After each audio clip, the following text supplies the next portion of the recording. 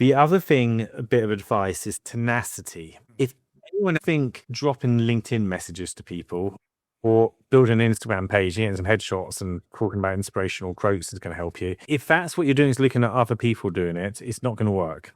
So, thinking about what's different, how can you make a really different approach? And again, I'll just emphasize, often the approaches we don't want to do are the best. So networking events, picking up the phone, talking to people, really taking that approach that's helped for us. The Intelligence Forge podcast is sponsored by Permasize AI Forge. The Intelligence Forge podcast is sponsored by Permasize AI Forge. At Permasize AI Forge, we know you're ambitious, but are manual tasks like admin, lead generation, nurturing, and onboarding holding you back from truly scaling your business? Imagine saving dozens of hours every week, freeing you to deepen client relationships and execute high-impact strategy. Our clients aren't just imagining it. They're saving countless hours per week and doubling their revenue within months. We custom-build AI automation systems that eliminate the grind. From effortless lead generation and nurturing to seamless onboarding, we give you back the most valuable resource, your time, so you can focus on building those vital human connections and driving strategic growth. Stop letting repetitive tasks limit your potential. It's time to build a business that works for you, not the other way around.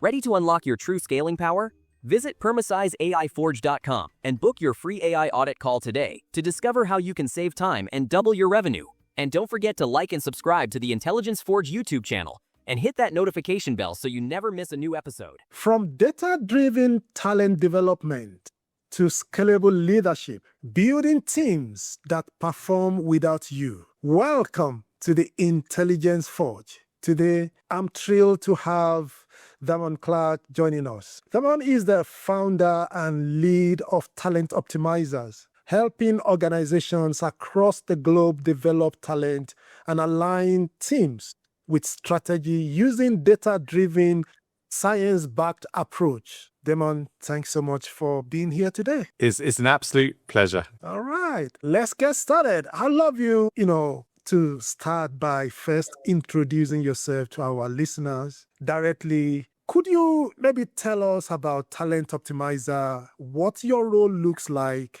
day to day? Yeah, sure. I'll give a brief introduction.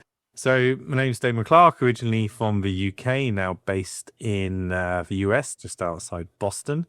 Originally had a corporate background with the likes of Dell, EMC, Acer Computers. And more recently, I've spun out on my own as a consultant, and I now have a boutique consultancy for about 60 odd clients around the globe. And we focus on talent, and particularly aligning talent with strategy, improving engagement and retention, but predominantly focus on talent, a little bit of strategy work, and that's what we do. All right, fantastic. Thank you for breaking it down.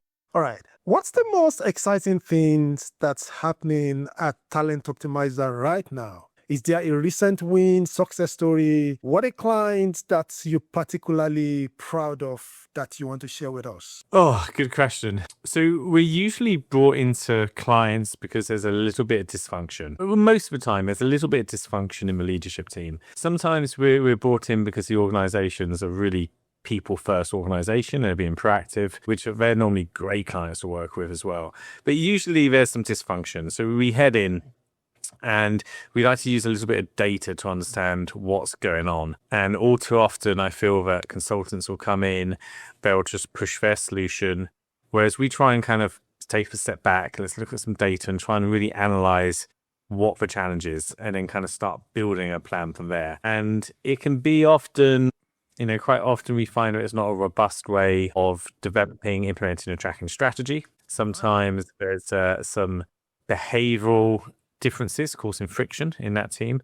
We start by looking at some data, and then we start building a plan. And in terms of successful clients, we have, as I said, we've got 60 clients at the moment. Some we're really quite heavily involved in at a kind of leadership level, and they're big companies. So they're normally like Fortune 200 companies we're working with. And we've got a few fun ones we're working with now. Right. All right. That's fascinating. Let's rewind a bit. How did you start Talent Optimizer back in 2021? What was the initial vision that you have in mind? What kind of funding or resources were available to you when you first launched? Okay, I'm gonna answer this question in a different way All right. But I'll come. Yeah, so bear with me here. So I think it's relevant. So I did a behavioral assessment in my early career. I did a DISC assessment, and it totally changed my life. Previous to that assessment, I always sensed my manager had a frustration with me and couldn't quite work out why. I did the DISC training, and I realized that my self-awareness was pretty much non-existent, and I wasn't adapting my communication. So after doing this training, I realized that my boss was very analytical and I was very kind of high level. So I could say, when he asked me how I was doing, I could say, hey, John, I'm 80% of my number. I think I'll finish the quarter on 110% and I need help with ABC. So as soon as I adapted my communication, our relationship just flourished. And I became obsessed with personal development, particularly behavioral science. So I spent another 10 years in corporate. Then I span out on my own. I left Dell EMC to set up a training company. And the idea was to do team development. But along that journey, I ended up owning 11 odd climbing gyms and an island where we would do survival training and team building. And we also ended up being one of the largest providers of school trips up mountains in the UK. So the journey went different places. And I eventually sold that business to relocate to the US to be closer to my wife's family, which was probably, I think we spoke earlier about maybe adversity in people's lives. But think about it, I gave up everything I'd built in my life, and the reason was I wanted to be closer. I knew my children would be much more happier closer to our grandparents. And so I left my business, and bear in mind, that first few years, I had no money. 12 hours days. One year I just had Christmas day off, worked 12, 15-hour days. I'd work in the evenings at the climbing gyms, the Saturdays and Sundays running junior club and birthday parties for kids, and in the week trying to build the business. So I walked away from it, because I knew it was going to be better for my family to be located here. Right. So then I didn't think I'd ever own my own business again, because that journey, particularly for the first 2 years, I think for the first year, I pretty much not enough. Well, I didn't even enough to pay my mortgage, and I was on the verge of losing my house. But I realized my happiness. I wasn't unhappy. I just didn't spend money on clothes and shoes and go out partying. And I thought, actually, I'm quite happy. And I gave it the second year. So the second year, I managed to just about cover my mortgage. I can remember one point having to eat rice with ketchup because I had no money to buy food. But the second year, I earned a bit more money, and it gave me that push to do the third year. And the third year, I actually earned a bit of money. And the fourth year, more. And then by the time I left, I was earning back what I was earning in corporate. But I walked away, and I didn't want to go through that experience again. So I got a job at a large tech company in the US, and eventually found my way at a company called Predictive Index, which is a talent optimization company focusing on behavioral assessments. And of course, by doing that original behavioral assessments years ago, just fueled my passion for training and development. So I worked there for a few years and loved it. Best company I ever worked for. And eventually they had some global clients they needed some help with. And I walked into a room thinking I was getting a promotion or being fired. I didn't know which one it was. But they said, hey, we've got these clients. If you want to spin out on your own, we'll support you, because we work through partners and consultants. We'll support you because we need to find a home for them, and we think it'd be great. So they kind of helped me span out on my own. I never thought I'd have my own business again. And since then, we added another 30, 40 clients. We're 4 years in, and we're now one of the fastest growing partners of the Predictive Index. And things are great. Yeah, we've got a small team growing like crazy. And I didn't think I'd be in this place again. I thought, and I was quite happy being back at corporate, by the way, because there's a lot less stress when you're working with someone else. But yeah, and that's where we are now. Wow, that's really good journey. Maybe moving from one country to another country, that could be a very big decision. But looking back, I think you tell yourself, I'm glad that I did, right? I am now. I went back from, having a business of, we had hundreds of contractors, and we had a big office, and we had, a internal team and finance people, walking away from being the top dog and the owner and moving somewhere, literally starting again. And I couldn't get a senior job because I'd run an outdoor activity company and a team builder company. And, that wasn't, I couldn't just move into a different industry. So, yeah, I started again. I went back to be an individual salesperson on a sales floor at a tech company. And yeah, I think it's 10 years now. And I started from zero pretty much. And I kind of worked my way back up, doing better from ever. But that was tough. I didn't know if it was the right decision for the first 5 years, for sure. Wow, that's fantastic. Thank you so much. You've been clearly at the forefront of using data and technology in talent development. But my question at this stage is, beyond the typical AI tools like ChatGPT, like Claude, like Gemini, Krog, what specific AI tool or technology are you currently using in your business to stay competitive and deliver results for your client? Yeah, so I'll answer that in two ways. Is we've got our tools, so we have a good tech stack. We use our tools of our clients. So for our clients, we use three main tools. We do something called a 5 behavior assessments, which looks at team analysis on trust, conflict, commitment, accountability, and results. So we do a kind of data survey on that. We use a predictive index, which looks at behavioral and cognitive assessments to make sure the right people in the right seats and teams are aligned to strategy and people are coaching appropriately. So that uses a lot of behavioral science. And the software years ago, you'd have to get a consultant to come in and do his training. Now we can actually enable these clients to use all that data for themselves. And what's happened there is better meetings, better collaboration, better engagement, better retention. And the data is very easy to sell because the data sells it. The cost of the hire solution is the cost of one bad hire. And the impact on engagement is crazy. So we can put data behind that and case studies. And then last of all, we use something called positive intelligence, which is a kind of neuroscience coaching tool. So they're our main client technology we use, a few others, but they're the main ones. And then internally, surprisingly, so from a behavioral point of view, I'm what we call a predictive index maverick. So I'm not a very detailed, structured person. I'm quite fast moving. I'm quite extrovert. I like to do different things, and I'm not a detail or kind of rule follower. But despite that, I know that. And to be successful, I can't run a business with that kind of behavioral mindset. So I have to behaviorally stretch. Therefore, I put a lot of effort into building systems and structure, which typically I would enjoy, but I know are important. So we have our main tool would be HubSpot. So we have a full HubSpot enterprise account. Okay. And we run all our marketing off that, all our sales, all our pipeline, our forecast, our client success, all goes through it, everything. And that's our main tech stack. And it even does our performance management.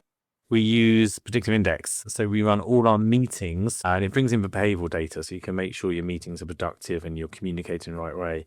But our goals, so we run an EOS type system, which is entrepreneurial operating system. It's like a business operating system to run your business, how to set your goals, how to run your meetings. So we have that format and we run that off a predictive index perform, which is a performance management software, which takes our goals, cascades them, tracks our KPIs, tracks our ROCs, we call them, or our MBOs, and then puts all our to-dos in there. It's all automated. So yeah, our main tech stack is HubSpot and PI Perform. All right. Thank you so much for sharing that. Let's move on. This is the fun one, the magic one question. Everyone gets to answer. It's your turn. So let's go. If you have a magic one today and you could instantly improve one thing about Talent Optimizer operation, what will it be and why? Well, that's a great question. And I should know the answer on this because we've just been talking about it. So we did our 2026 business planning in December, and we gave ourselves like a C+ on client success. So when we think about go-to-market, we've got our kind of retention, expansion, and new business. And our retention and expansion numbers are pretty healthy, but we think we can do better. So we gave ourselves a C+ on client success. Right. And we really needed to add some headcount into client success, but we wanted to use AI. So we realized I've deliberately held back from AI a little bit. I mean, we use AI, some tools, but I didn't want to waste too much energy learning and implementing it when the technology is still quite new. What I wanted to do is wait for it to mature a bit and then I can plug and play. That's the idea. So now's the time to really kind of lean in. And within HubSpot, we've got a whole bunch of AI tools. So we can actually use AI for client success and new business. So the areas we're focused on next year are clients improving client success to get from a C to an A. And also, we've not actually done any new business for 4 years. We've just gone through referrals. Both me and particularly my sales director come from very strong sales backgrounds. We don't do much sales. So we're like, now we got to change this now. So now we're going to start turning on that sales engine. We've built the marketing engine as we are getting leads. Now, so that magic wand is I want to get that client success from a C to an A by tapping into some of the HubSpot AI tools, which we've got a great suite of products now. Also ramp up sales efforts by using AI for BDR work as well. So that's my best, I would say magic wand, but we've got a plan for it. And we are building that into our weekly meetings. Behind on that, by the way. But yeah, that's going to be our main focus next year. Yeah, improving client success and building a new business engine. Wow, that's fascinating. And I will tell you now, your wish is my command. So you got it. Okay. I wish the only problem is we get to do all the boring stuff to make that happen. I just want to skip. I know what I want. I just wanted to skip doing that bit, but that's fine. Well, it is what it is. That's what they say. So just close your eyes and you just realize that you're doing it already. So, okay. Let's move on. Let's dive into today's main topic, building scalable, high-performing team and leadership development. From your perspective, what's the biggest misconception organizations have when it comes to developing their leadership team? I'm going to use the magic wand scenario. Okay, this is what happens. It's they think high-performing teams just magically happen. They don't. You have to train it. It's like a gym. It's like your body. You need to go to the gym. You can't just get a gym membership and you have to turn up and use it. And building high-performing teams is like a muscle. You have to train it. So what happens is team development and leadership development is often a secondary thought and priority. When all the data says, in every study you look at, from Harvard Business Review to Forbes, is that the reason why goals are missed is because of people. But we put very little effort into developing those people, which is crazy. So what happens with high-performing team training is it's normally an afterthought, on a strategy offsites. Most companies, not all, realize that they have to get out of the office and do an offsite and look at strategy. And then what happens is the CEO says, oh, we should do some team building. And someone says, has anyone done something? And Barbara says, oh, I had a great person at my last company who did psychological safety. Let's do that. And that's how team development gets kind of done. It's not strategic. It's an afterthought. It's not prioritized. And that's how it's tackled. Whereas you should be really committing to it.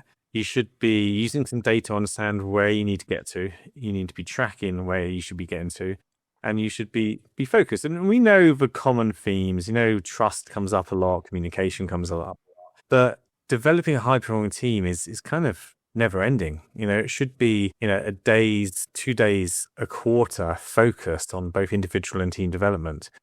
And the companies who commit to that are the companies who are flourishing and smashing targets. All right. Thank you so much. You've mentioned in your recent post that leadership team development is often treated as an afterthought, something added to an offsite at the last minute. Can you share a specific example from your experience where you've seen this approach fail and what you did differently to create a lasting impact? Absolutely. So what happens on those training sessions is they normally receive some great content. It's maybe not necessarily what they need because it's not strategic, it's not focused, but often they receive some great content and a lot of content. And what happens is their little workbook gets put in a filing cabinet back at the desk and never gets looked at again. And it's just such a wasted opportunity for sustained and embedded and lasting impact. So what we try and do is do less content and more work on sustaining what they learn. Right. So the topics may be less, but it's more work allocated to action planning. How do we actually use this in our day to day? Also, we do a bit of trainer. And then we use the software to kind of help with that. So historically, you didn't have the software advantage. So that's what we try and do, is just make sure that what we teach at a leadership level cascades in the organization.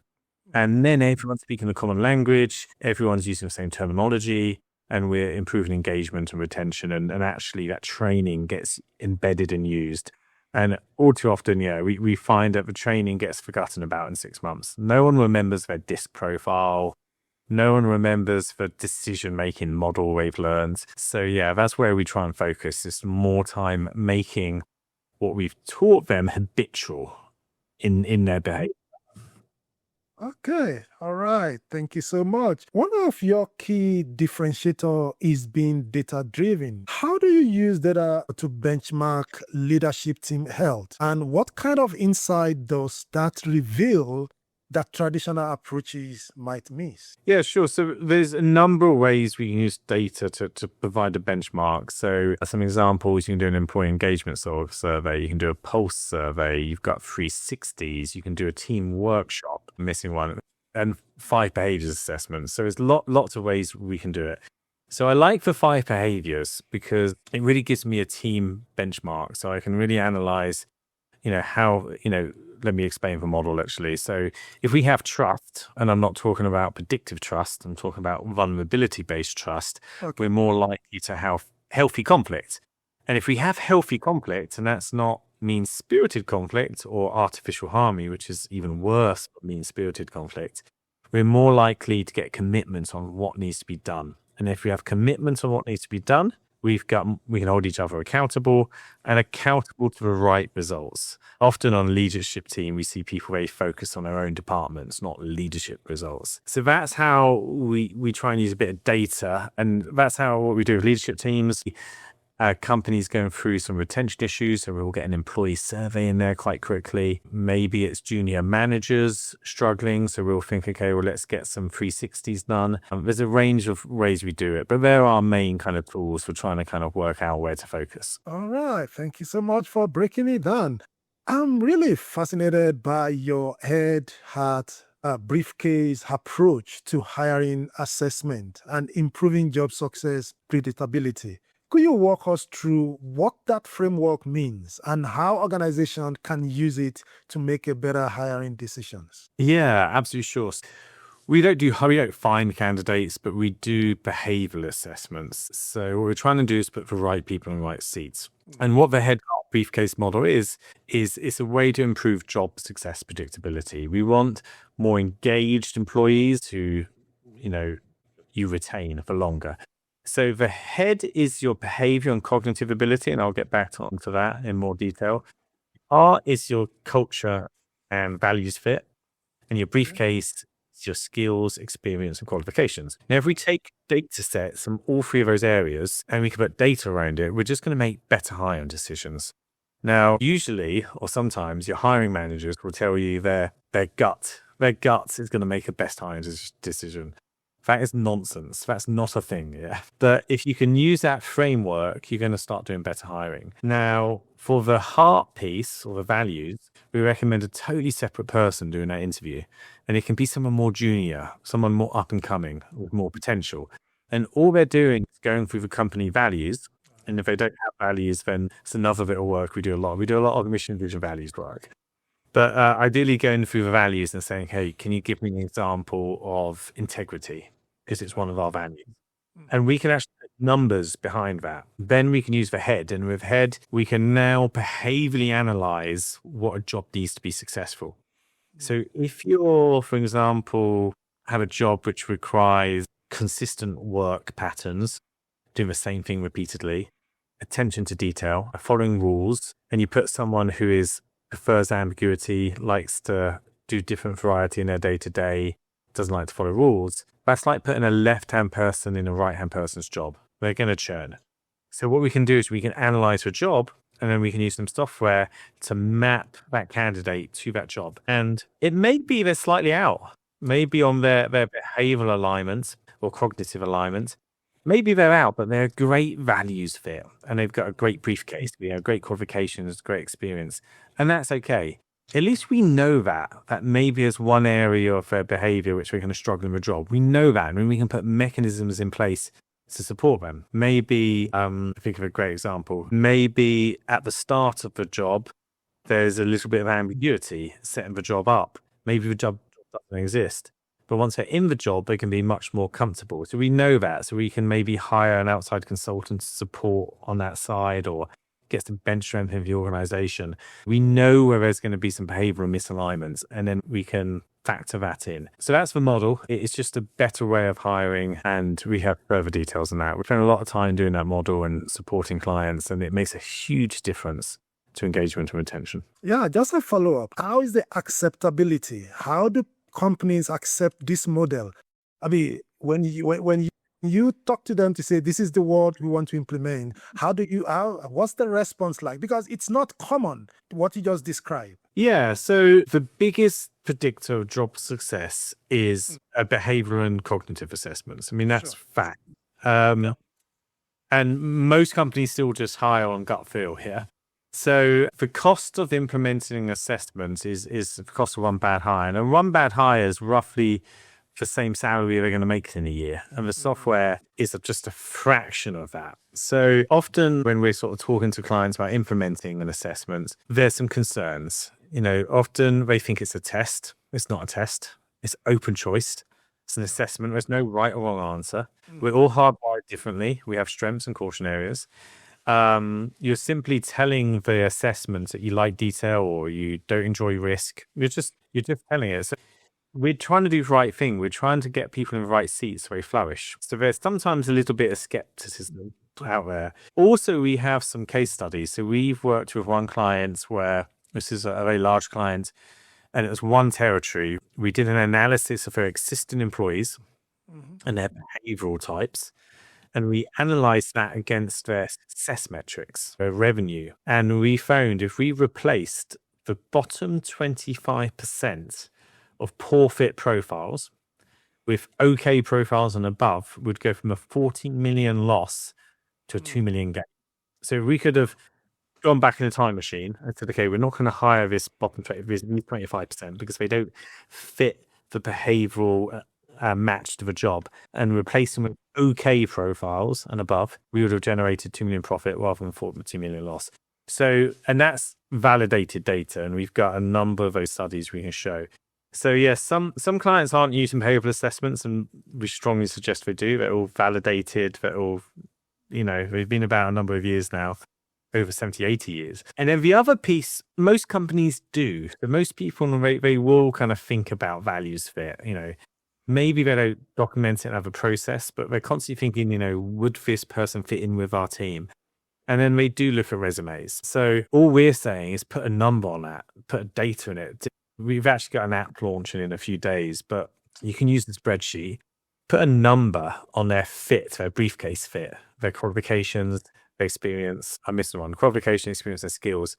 And then put a number on that values fit. And then integrate an assessment and put a number on that. And when we take all that data, you are making better hiring decisions. So usually when we go through this process, companies are like, okay, this makes a lot of sense. We need to do this. All right. Thank you so much. This is something that recently happened. You mentioned in one of your recent podcast appearances that one of the most common execution challenges leadership team faces is overcommitment. Taking on too many initiatives, could you elaborate on how that challenge impacts not just the leadership team, but the entire organization's bottom line and team morale? Yeah, let me take you through usually what the root cause of that is. Typically, when we analyze leadership teams, we have a lot of high dominant behavior, and that's the behavioral tried to influence people and events. So they've normally got a high dominant behavior. They've also got a low patience. So they're starters, not finishers, and they like to move quickly. But then we got an added layer on that, whereas you get magnified behavior. So you get a few people like that. So 8 times out of 10, I'd say, I have leadership teams who are, on the collective, they're comfortable with ambiguity, they're quick moving, they're happy under pressure, they're get stuff done. It's a polite word, kind of mentality. And the teams below are not. I had a great example with a very large firm I was working with where they had a GSD award and it wasn't resonating. And it was because it resonated with the leadership team, but not the teams below. So we do a lot of work with trying to unpick why this is happening. because they commit to too much stuff. And typically in terms of goals, we're trying to work with 3 to 5, but we're seeing 8 to 10. If we commit to 3, we get 3 done. If we commit to 5, we normally get 2 done. I mean, that's just how it happens. So we do a lot of work with really understanding capacity. Okay. Once we've unpicked for behavior and explained for behavior and where it comes from, and usually historically, you can see all the missed goals. You can see it. So first thing is getting them to understand that their process is maybe potentially broken. Then what we do is we unpick and explain about behavior and what we're inclined to do. Then we implement a framework, which is usually, trying to get for one bit I missed there. We get a lot of artificial harmony where people want to say this is wrong, we're committing to too much, but they just don't say anything. And that's what destroys teams. So we do a lot of work on trust and vulnerability-based trust. Then when we go through our planning, this is where an external consultant really helps. I can't get fired. So I'm not just going to go along. And I've got the experience of working with all these different clients. So what I'm trying to do is when we set our 10-year North Star, and then we back into a 3-year, when we back into a year, when we back into quarters, when we set that year, we do a little work on what is we call a ROC or a key initiative, What's the to-do? What's your day-to-day? Then what we try and do is allocate, really be forceful and get collaboration involved in what's actually achievable. Sometimes we find what's achievable is what they want to do, what's not needed to be done. So we have a mechanism for having a parking lot, looking at that 1-year goal, being really disciplined and not committing to too much. And as we said, usually they commit to like 5 to 10 key initiatives, which we try and get them down to 3 to 5. All right. Thank you so much. Okay. One last thing. I'm working on this. The other factor, there's not a lot of research on this. I think this is me thinking about this, is patience. Like they want to get everything done at once, but as a result of that, they get less done. So I'm trying to work a lot now is trying to kind of talk about a concept of just being a little patient, saying, okay, what if it doesn't happen this year? What is going to be the result impact? And they often go, well, not much. I said, well, let's move it to next year and let's be laser focused on what's really critical. And I think that's an area where teams sometimes struggle with is being patient. All right. Thank you so much. You're solving a lot of problems for organization, using your methodology. And I believe you're using that for your own organization, definitely. You also eating what you're cooking, as they normally say. But there's this question I want to find out from you. Do you have anything that keeps you up at night? So are there anything, or maybe just one thing that you want to share with our listener that you think, as I'm solving other people's problem, I still have this bottleneck in my own company that I'm trying to solve? You see, this question is very important because sometimes our listeners may think, okay, every time people talk about their success, does that mean they don't have their own challenge? And that's why I'm asking the question. Yeah. So first of all, my own patience. So I just talked about trying to talk to my clients about being patient.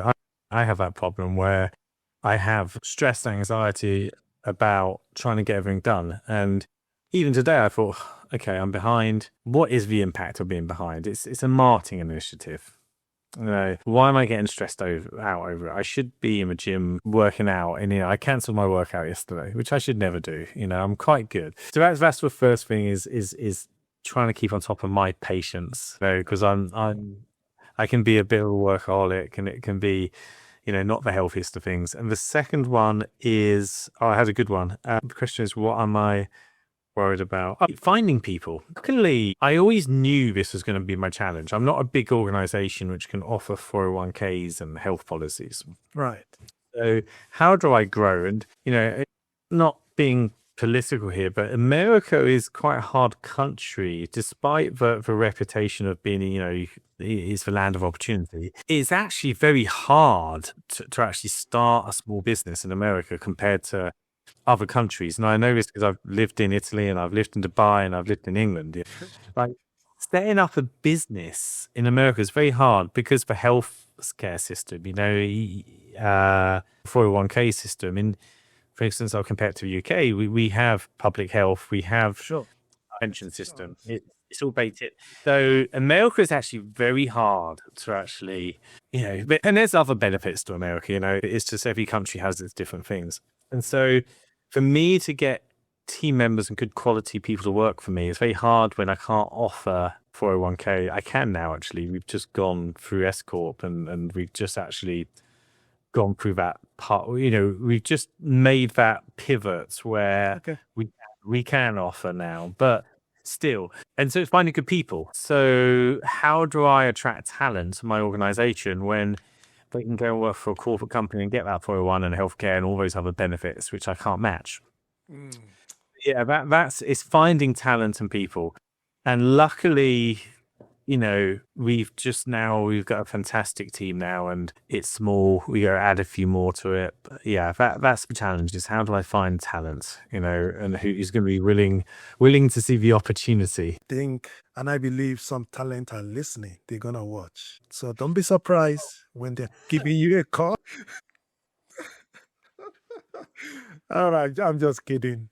Okay, all right. So this is another interesting question. If you take 6-month sabbatical today, will your company continue to grow the same level, or will it plateau? Yeah, it wouldn't grow, it would sustain. So our business model is, we have software implementations on a SaaS model. I could take a year off and, we would still have an income, but it probably wouldn't just grow. But however, I do have a sales director who could probably do just as good a job as me. So I think if I had a year off, the company probably would do just as well. But both of us together, it'd do even better. So yeah, I've got a great number 2. And also all the systems we've done a really good job of automating, like all the emails that come in, our system and infrastructures, because someone can come in and pick it up really easily. But yeah, it just wouldn't grow as much. Okay, that's fair.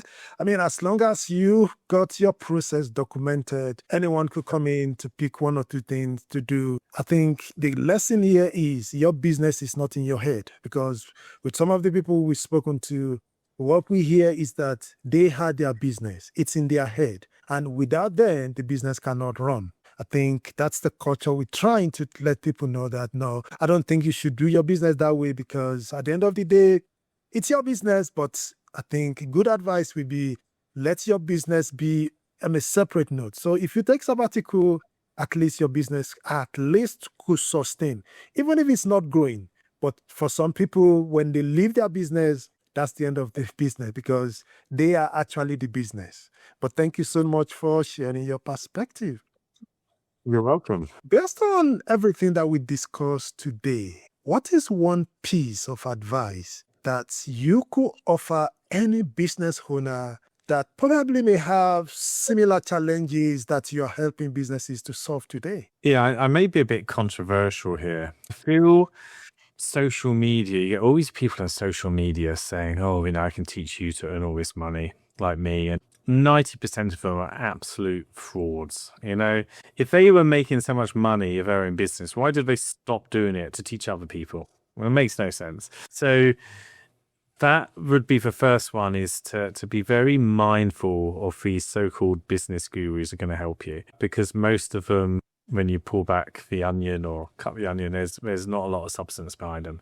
The second one is, I feel, and I've had this experience personally, is I've had people I've worked with and alongside who expect things just to happen very easily. And reality is, if you're trying to grow a business, is 12-hour days, 7 days a week, log, no money for years. I've had people come in and kind of, I consulted with a lot of consultancies, because at Predictive Index, my job was to grow consultancies. There are people kind of just expect things to happen easily.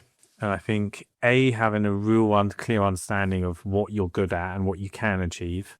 Mm-hmm.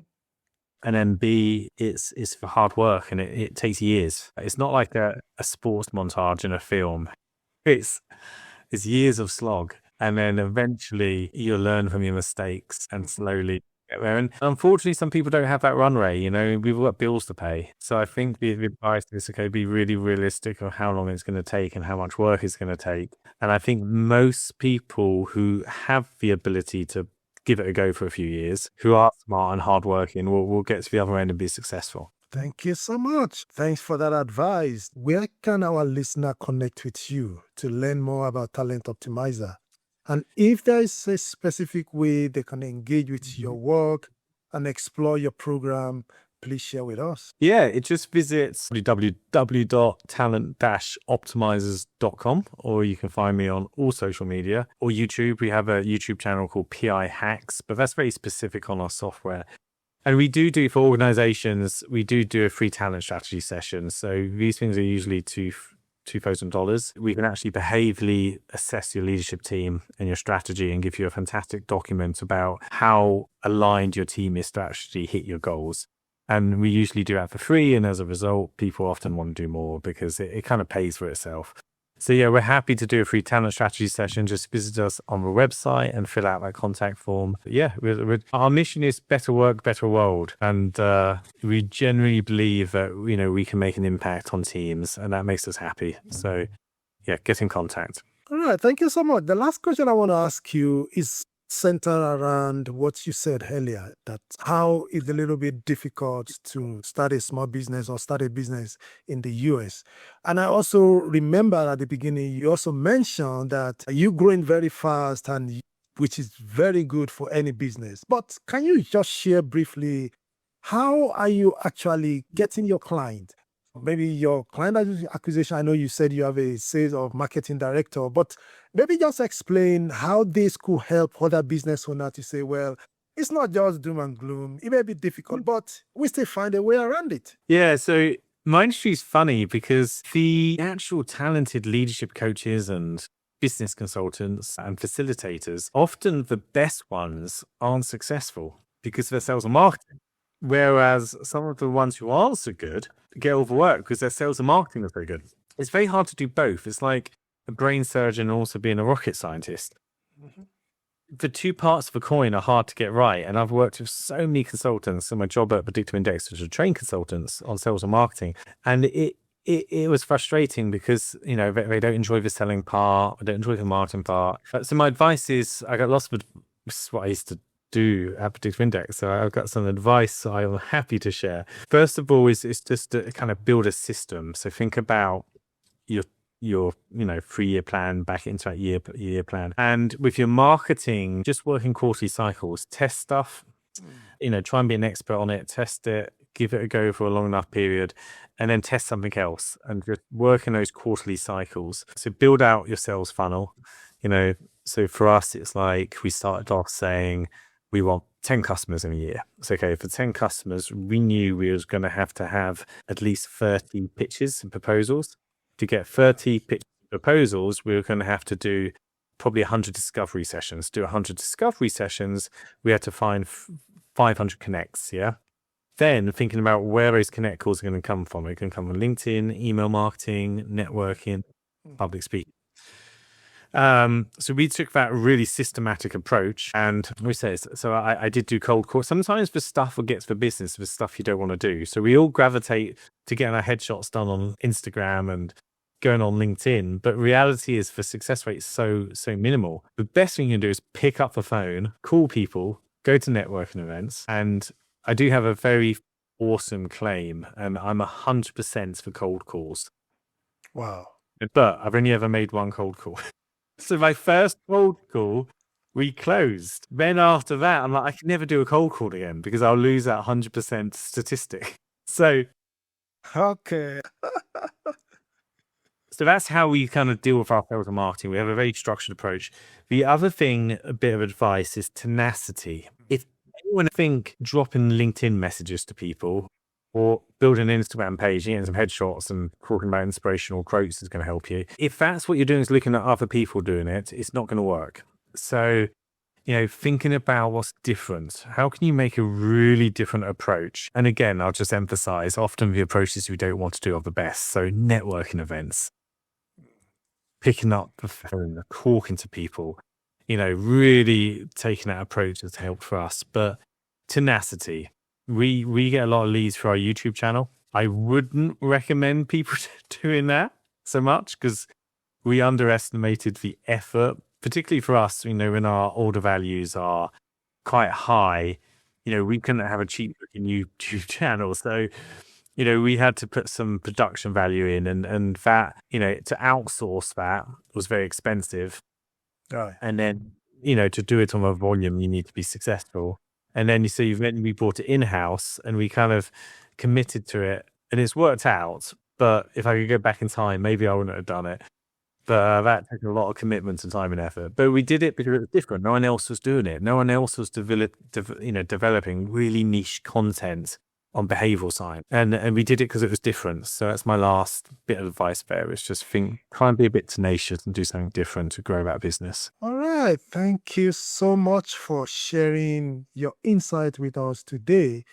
I think everything that you've shared is very valuable. And I believe our listener will definitely benefit a lot from your journey, from your experience, from everything that you've shared. And we just want to wish you the best, the future, as you grow your company. Thank you so much for coming through to the podcast. Thank you so much. It's been really fun. And thank you for all the great research you did. Yeah, thank you. You didn't quit your day job to become a full-time admin assistant. The Intelligence Forge podcast is sponsored by Permasize AI Forge. At Permasize AI Forge, we know you didn't start your business to spend 60 hours a week on paperwork, chasing leads, and managing endless admin tasks. You started it to build something meaningful and serve your clients. But right now, you're trapped in the day-to-day grind instead of growing your business.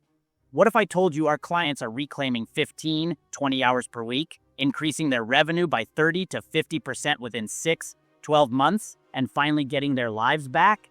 We don't just automate random tasks. We build custom AI systems that eliminate the bottlenecks choking your growth, from leads generation to lead, nurturing and management to project management to client follow-ups. Stop paying for an expensive, frustrating manual system. It's time to upgrade to strategic automation. Visit PermasizeAIForge.com and book your free business transformation strategy call today. Discover exactly how much time and money you're losing to manual processes and how to get both back.